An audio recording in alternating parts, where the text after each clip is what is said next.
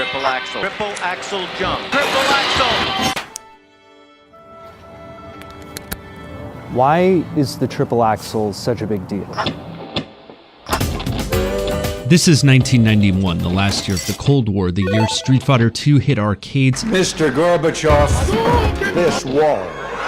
And the year Tonya Harding became the first American woman to perform a triple axel in competition. The famous rivalry that bloomed is the one between Tonya Harding and Nancy Kerrigan. And in 1991 at the Target Center in Minneapolis, Minnesota, that meant Nancy Kerrigan. Very elegant. And here comes Tonya Harding. She's a very powerful skater. Kerrigan had this music. Tonya Harding had Batman.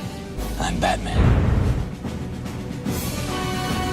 And the triple axel is the 58 frames at the heart of that elegant, powerful split.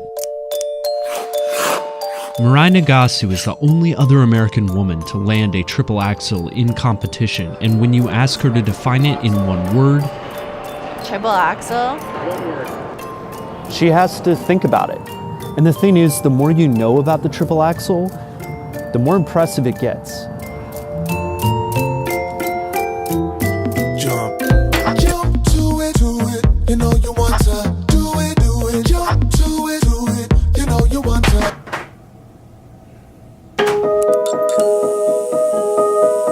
the triple axel really starts with the approach. The triple axel has a forward takeoff where the skater pushes off the outside edge of the skate, unlike, say, a toe loop where the jumper relies on the toe of their skate to thrust up and turn. The approach is also forward instead of backwards. Axels are forward edge jumps, landing backwards on the opposite foot. Because they turn from facing front to facing backwards, it's an extra half rotation without the help of a toe pick. All that makes the approach the engine of the jump. Deborah Keane has studied figure skating and the biomechanics of single, double, and triple axels. They need to generate the vertical velocity, but they also need to generate their angular momentum or the rotational momentum for the jump, and that's all got to happen during the approach up to the takeoff. You'll see skaters with a slight skid on the ice that helps, but most of the twist comes from their bodies, not the ice. Once you're in the air, you have to deal with what you generated on the ice. So, great skaters have big jumps, but rotation speed makes or breaks a triple axel. You need to spin fast. This chart shows a small sample of single, double, and triple axel jumps. You can see the triple axel jump length is often shorter than the double axel length. That's because that extra energy is going into faster rotation. Harding needed to snap into a tight rotation as quickly as possible. The triple axel is a physics problem. But in terms of body position, you don't want your elbows sticking out, you don't want your arms way out in front of you, you don't want your knees sticking out. It should look sort of, I guess, as close as you could to a pencil. Skaters have to use a lot of upper body strength to keep their arms tucked in so it won't slow down their spin. It's only once they've spun 3.5 times in the air that they can start figuring out how to land. And then their big obstacle is slowing down.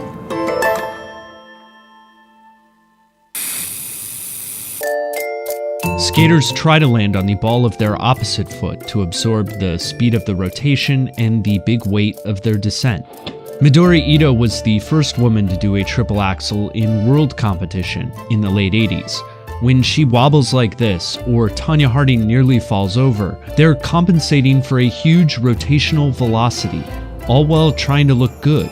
A triple axel turns physics into poetry, and that's probably the reason it's hard to describe for anybody in just one word. Triple axel? Historical. In the triple axel, power and elegance are complements, not contradictions. Bruce Wayne and Batman, they're the same person. A lot happened after 1991, but in the Target Center in Minneapolis, Minnesota, Tonya Harding landed.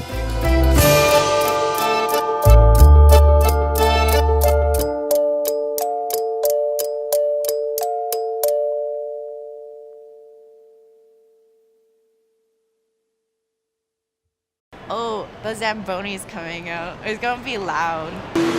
Oh, the Zamboni's coming. It's gonna be loud.